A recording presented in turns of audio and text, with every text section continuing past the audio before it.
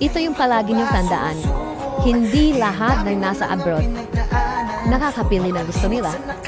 Kasi yung ibang OFW, mas inuuna at iniisip pa nila ang kapakanan at kailangan ng kanilang pamilya sa Pilipinas kaysa sa mga pansarili nilang gusto.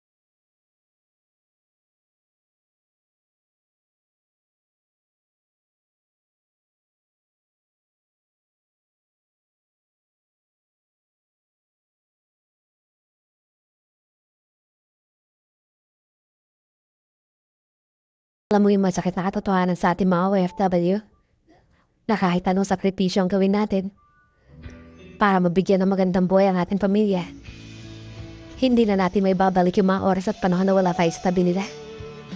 Ang masakit pa minsan kapag uuwi ka ng Pilipinas, may mga tao malapit sa'yo na pumanaw na.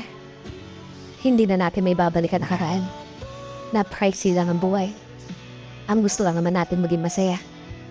Pero kailangan din talaga magsakripisyo para sa pamilya.